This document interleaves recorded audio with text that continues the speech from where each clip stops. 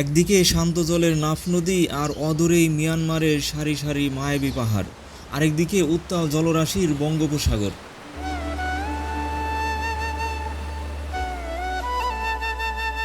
মাঝে মাঝে চোখে পড়ে কিছু জেলে নৌকা, এরপর আর কোথাও কিছু নেই, কেউ নেই, আছে শুধু অসীম দিগন্ত।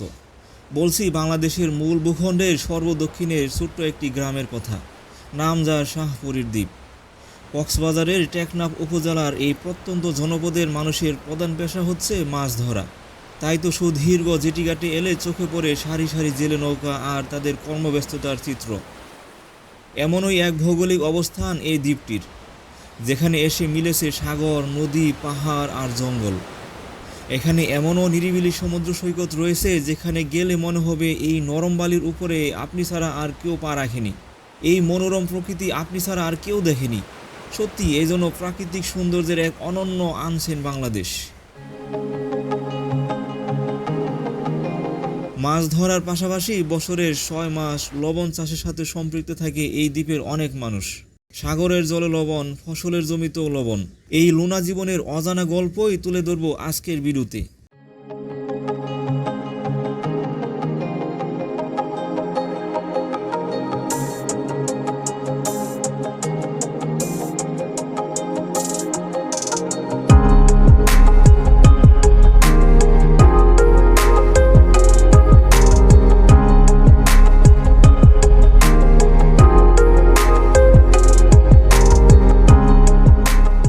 কক্সবাজার, সেন্ট মার্টিন তো অনেক দেখেছি, এবার যাচ্ছি শাহপুরীর দ্বীপে। কতবার শুনেছি মিয়ানমার সীমান্তবর্তী এই জনপদের নাম, কিন্তু সশরীরে আগে কখনো যাওয়া হয়নি সেখানে। সত্যি কথা বলতে শাহপুরীর দ্বীপ নামটার মধ্যে যেন আলাদা এক রহস্য লুকিয়ে আছে, যা মুহূর্তেই মনকে নিয়ে যায় কল্পনার রাজ্যে। কক্সবাজার শহর থেকে মেরিন ড্রাইভ ধরে আমরা এগিয়ে চলেছি টেকনাফ তথা শাহপুরীর দ্বীপের দিকে। এই রাস্তার এক পাশে সবুজ পাহাড় আর অন্য পাশে নীল সমুদ্র, যেন প্রকৃতি নিজ হাতে এঁকেছে এক অপূর্ব ক্যানভাস। সত্যি বলতে কক্সবাজারের যে এত বড় বড় বিশাল পাহাড় রয়েছে তা আগে কখনো উপলব্ধি করিনি। ভিডিওতে চোখে পড়ছে দিগন্ত জোড়া পাহাড়ের সারি, মেঘের সাথে মিশে থাকা সবুজ চূড়া আর পাহাড়ের পাদদেশে ছড়িয়ে থাকা ছোট ছোট জনপদ। কোনো একদিন এই পাহাড়ের পাদদেশে বসবাস করা মানুষের জীবন, তাদের সংস্কৃতি আর প্রতিদিনের গল্প নিয়েও একটি পূর্ণাঙ্গ ডকুমেন্টারি তৈরি করার ইচ্ছা আছে আমার। মেরিন ড্রাইভের পাশে সারি সারি সাজিয়ে রাখা রঙিন সাম্পানগুলো বারবার নজর কাটছে। লাল, নীল, সবুজ আর হলুদ রঙে রাঙানো প্রতিটি নৌকা যেন সমুদ্র তীরের সৌন্দর্যকে আরো কয়েক গুণ বাড়িয়ে দিয়েছে। এই নৌকাগুলোই প্রতিদিন ভোরে উত্তাল বঙ্গোপসাগরে পাড়ি জমায়। জীবিকার সন্ধানে ছুটে চলা শত শত জেলেদের স্বপ্ন আর সংগ্রামের নীরব সাক্ষী হয়ে দাঁড়িয়ে থাকে এই সাম্পানগুলো।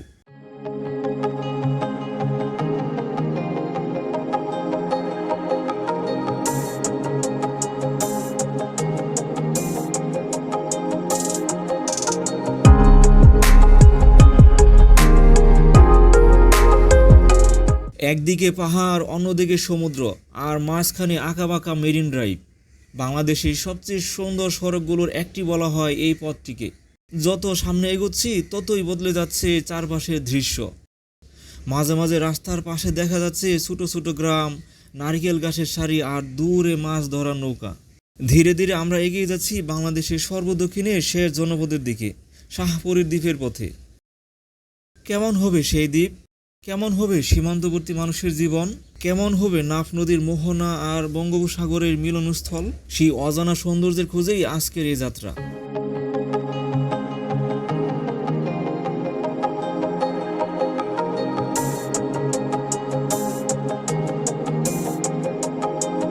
মেরিন ড্রাইভ ধরে যতই সামনের দিকে এগিয়ে যাচ্ছি ততই বদলে যাচ্ছে চারপাশের দৃশ্য। একদিকে পাহাড়ের সবুজ চাদর, অন্যদিকে দিগন্ত জোড়া বঙ্গোপসাগর। এই পথের প্রতিটি বাঁক যেন নতুন কোনো সৌন্দর্যের সঙ্গে পরিচয় করিয়ে দেয়। রাস্তার পাশে সারি সারি রঙিন সাম্পান বারবার নজর কাটছে। লাল, নীল, হলুদ আর সবুজ রঙে সাজানো এইসব নৌকায় স্থানীয় জেলেদের জীবিকার প্রধান ভরসা। শহরের কোলাহল পেছনে ফেলে প্রকৃতির এক অনন্য জগতে প্রবেশ করছি আমরা।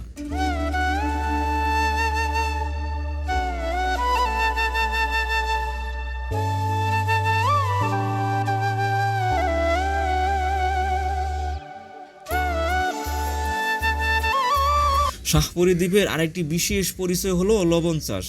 বছরের একটি বড় সময় জুড়ে এখানকার হাজারো মানুষ লবণ উৎপাদনের সঙ্গে জড়িয়ে থাকেন। দূর থেকে দেখা যাচ্ছে বিস্তীর্ণ মাঠ জুড়ে সাদা সাদা লবণের ক্ষেত। প্রথম দেখায় মনে হতে পারে যেন পুরো মাঠ বরফে ঢেকে আছে। সমুদ্রের লবণাক্ত পানি বিশেষ পদ্ধতিতে জমিতে আনা হয়। এরপর দিনের পর দিন রোদের তাপে সেই পানি শুকিয়ে তৈরি হয় লবণ।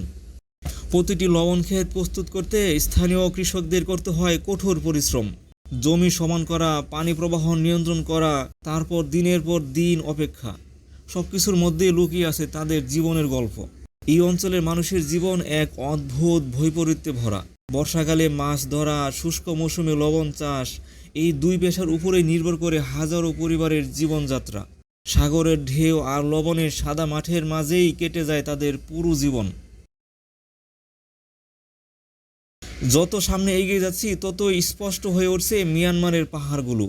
নাফ নদীর উপারে দাঁড়িয়ে থাকা পাহাড়ের সারি যেন এক অন্য দেশের গল্প শোনাচ্ছে। বাংলাদেশ আর মিয়ানমারের মাঝখানে বয়ে চলছে শান্ত এই নাফ নদী, কিন্তু এই নদীর বুকেও লুকিয়ে আছে সীমান্তের নানা ইতিহাস, নানা গল্প। শাহপরীর দ্বীপের দিকে যাওয়ার পথে সবচেয়ে আকর্ষণীয় বিষয় হলো একসঙ্গে পাহাড়, নদী, সমুদ্র আর লবণের মাঠ দেখতে পাওয়া। বাংলাদেশের খুব কম জায়গাতেই এমন বৈচিত্র্যময় প্রাকৃতিক সৌন্দর্য একসাথে দেখা যায়। ধীরে ধীরে আমরা পৌঁছে যাচ্ছি বাংলাদেশের মূল ভূখণ্ডের সর্বদক্ষিণের শেষ জনপদ শাহপরীর দ্বীপে।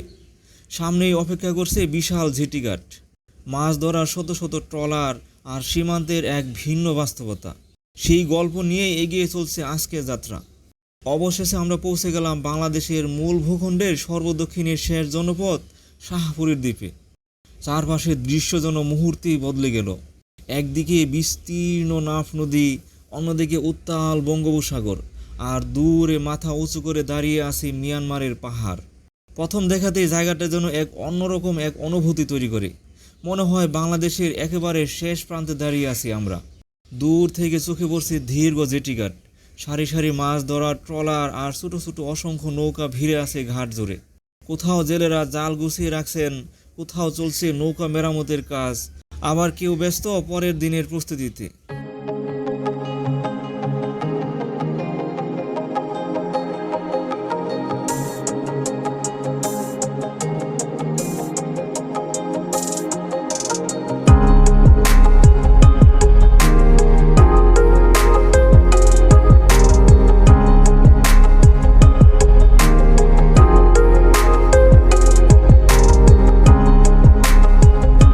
এই ঘাট শুধু একটি ঘাট নয়, বরং এখানকার হাজারো মানুষের জীবন জীবিকার কেন্দ্র। ভাটার সময় নৌকাগুলো কাদামাটির উপর নোঙর করে থাকে, কিন্তু জোয়ার এলেই আবার ভেসে ওঠে সব কিছু। তখন এই পুরো এলাকা নতুন এক প্রাণ ফিরে পায়।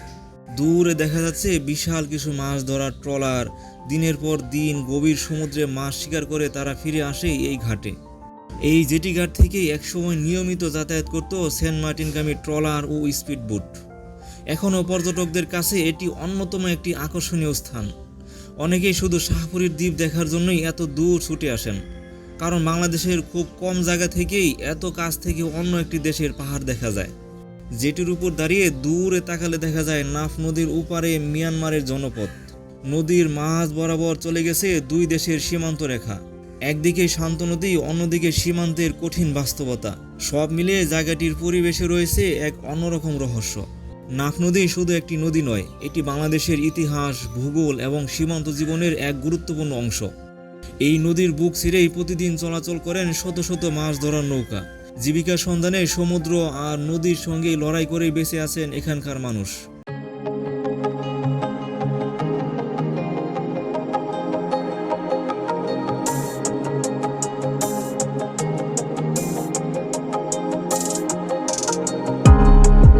জেটিঘাটের চারপাশে ছোট ছোট দোকান, স্থানীয় খাবারের হোটেল আর শুকনো মাছের বাজার গড়ে উঠেছে। পর্যটকদের আনাগোনার জায়গাটি সকাল থেকে সন্ধ্যা পর্যন্ত সরগরম থাকে। কোথাও বিক্রি হচ্ছে তাজা শসা, কোথাও সামুদ্রিক মাছ, আবার কোথাও পাওয়া যাচ্ছে স্থানীয় নানা পণ্য। সীমান্তবর্তী এই জনপদের মানুষের জীবনও অনেক বৈচিত্র্যময়। কেউ মাছ ধরেন, কেউ লবণ চাষ করেন, আবার কেউ ছোট ছোট ব্যবসার মাধ্যমে সংসার চালান। সমুদ্রের গর্জন, নদীর স্রোত আর প্রকৃতির সঙ্গে যুদ্ধ করেই এগিয়ে চলে তাদের প্রতিদিনের জীবন।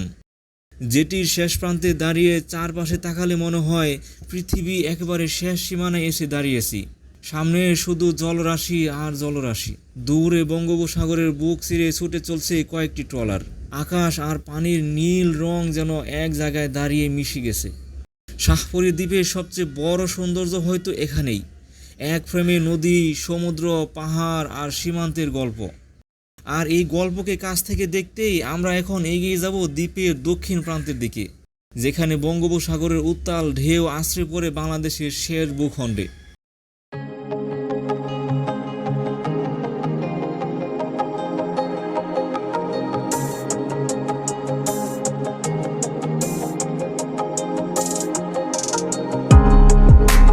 যেটি ঘাট পেছনে ফেলে আমরা এবার এগিয়ে চলেছি শাহপরী দ্বীপের দক্ষিণ প্রান্তের দিকে। যতই সামনে এগোচ্ছি ততই বদলে যাচ্ছে চারপাশের দৃশ্য। রাস্তার দুই পাশে সারি সারি নারিকেল গাছ, সুপারির বাগান আর ছোট ছোট বসতি।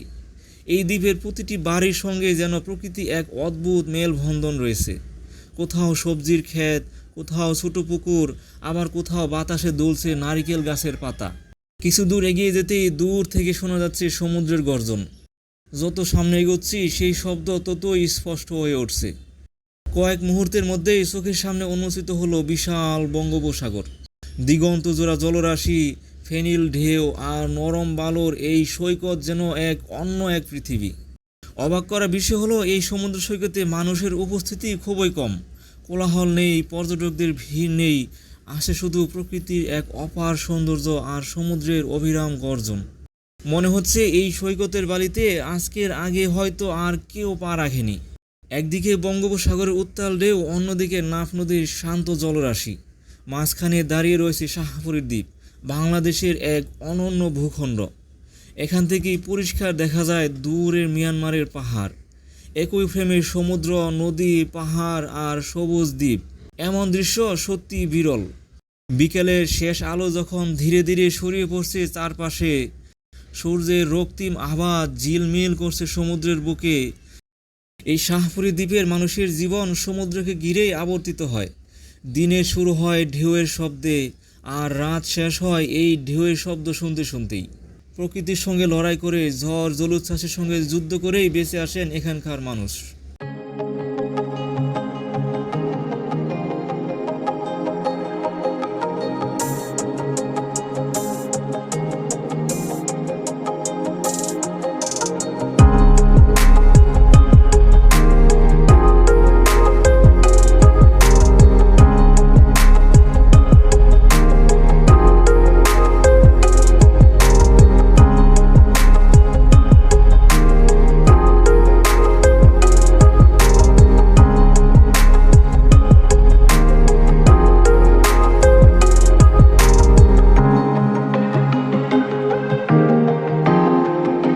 এই সৈকত ছেড়ে এবার আমরা প্রবেশ করছি শাহপরী দ্বীপের স্থানীয় বাজারে।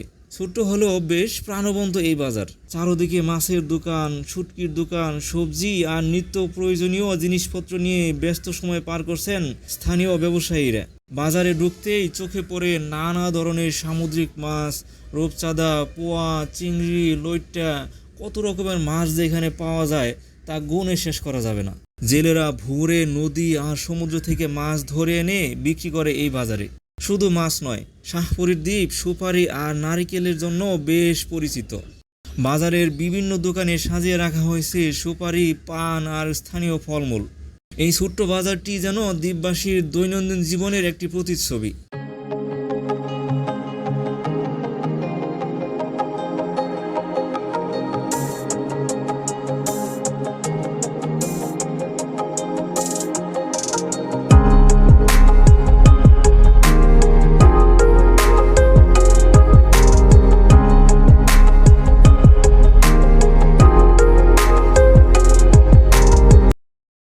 ধীরে ধীরে সন্ধ্যা নেমে আসছে শাহপরী দ্বীপে।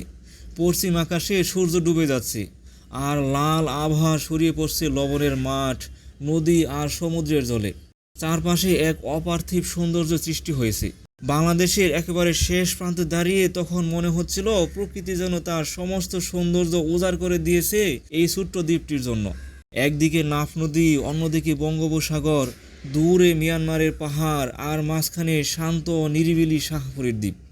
সত্যি এটি বাংলাদেশের সবচেয়ে সুন্দর অথচ সবচেয়ে কম পরিচিত জায়গাগুলোর একটি।